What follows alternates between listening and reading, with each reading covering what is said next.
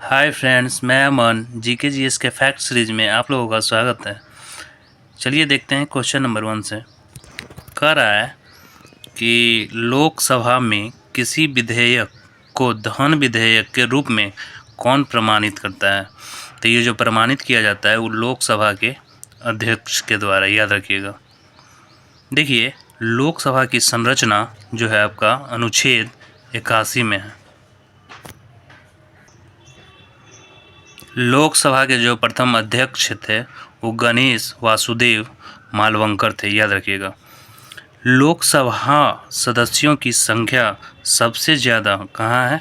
तो पहला आपका है उत्तर प्रदेश में 80 है, महाराष्ट्र में 48 है, पश्चिम बंगाल में 42 है और बिहार में कितना है? 40। याद रखिएगा, इस क्वेश्चन को भी पूछ देता है। स्टेट से रिलेटेड क्वेश्चन ज़्यादा, स्टेट से रिलेटेड जो एग्ज़ाम होता है उसमें ज़्यादा इम्पोर्टेंट ये हो जाता है। चलिए क्वेश्चन नंबर 2 को देखते हैं। कह रहा है हीरे की चमक का कारण क्या है? हीरे की जो चमक का जो कारण है वो प्रकाश का पूर्ण आंतरिक परावर्तन है, टोटल इंटरनल रिफ्लेक्शन। देखिए, कुछ और एग्जाम्पल देख लेते हैं प्रकाश के पूर्ण आंतरिक परावर्तन का। जैसे रेगिस्तान में मरीचिका का बनना, दूसरा जल में पड़ी प्रखनली का चमकना, और कांच में आई दरार जो उसका क्या होना? चमकना। तो ये जो है, ये तीनों और जो एग्जाम्पल है वो प्रकाश के पूर्ण आंतरिक परावर्तन के उदाहरण है, याद रखिएगा। क्वेश्चन नंबर 3 में बोल रहा है कि अशोक ने बौद्ध धर्म के प्रचार के लिए किन्हें श्रीलंका भेजा था। तो अशोक ने जो भेजा था बौद्ध धर्म के प्रचार के लिए श्रीलंका, वो महेंद्र और संघमित्रा को। महेंद्र जो थे वो अशोक के बेटा थे और संघमित्रा जो थी उनकी बेटी थी, याद रखिएगा। अशोक के जो शिलालेख हैं उसको देख लेते हैं। जैसे अशोक का जो ये 13 शिलालेख था उसमें जो प्रथम शिलालेख है उसमें कहा गया है, इसमें जो है प्रथम शिलालेख में बोला गया है कि पशु बलि की निंदा की गई है प्रथम शिलालेख में। और 13वां शिलालेख, इसमें कलिंग युद्ध का वर्णन एवं अशोक के हृदय परिवर्तन की बात कही गई है, याद रखिएगा। क्वेश्चन नंबर 4 को देखते हैं कि पनीर बनाने में किस किण्वन का प्रयोग होता है। तो पनीर जो बनता है उसमें रेनिन किण्वन का यूज किया जाता है, याद रखिएगा।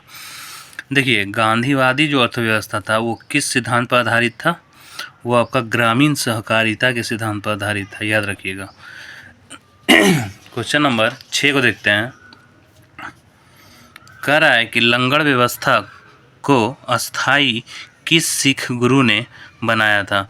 तो ये जो लंगर व्यवस्था था इसको अस्थाई बनाने का काम गुरु अंगद ने किया था, लेकिन इसकी जो लंगर व्यवस्था की जो शुरुआत थी वो देखिए, जैसे सिख संप्रदाय की जो स्थापना का श्रेय गुरु नानक प्रथम गुरु को जाता है, ठीक है। गुरु नानक ने गुरु का लंगर नामक निःशुल्क सहभागी भोजनालय स्थापित किया था। तो ये जो लंगर व्यवस्था को जो अस्थाई बनाया गुरु अंगद ने, इसकी शुरुआत गुरु नानक के द्वारा किया गया था, याद रखिएगा। देखिए, जो गुरु अंगद थे वो सिखों के दूसरे गुरु थे और गुरुमुखी लिपि का जो आरंभ किया गया था वो गुरु अंगद के द्वारा ही किया गया था, याद रखिएगा। क्वेश्चन नंबर 7 को देखते हैं। कह रहा है कि प्रारूप समिति में अध्यक्ष सहित सदस्यों की संख्या थी, तो कितनी थी? टोटल अध्यक्ष सहित 7, अध्यक्ष को हटाकर 6, ठीक है। देखिए, प्रारूप समिति के जो अध्यक्ष थे वो डॉक्टर BR अम्बेडकर थे, याद रखिएगा। उसी तरह से संचालन समिति के जो अध्यक्ष थे वो डॉक्टर राजेंद्र प्रसाद थे। ये संविधान सभा के अस्थाई ये अध्यक्ष भी बने थे, याद रखिएगा। वो डेट है आपका 11 दिसंबर 1946 को, ठीक है। देखिए, संघीय संविधान समिति के जो अध्यक्ष थे वो पंडित जवाहरलाल नेहरू थे, और पंडित जवाहरलाल नेहरू ने ही 13 दिसंबर 1946 को उद्देश्य प्रस्ताव संविधान सभा में प्रस्तुत किया था।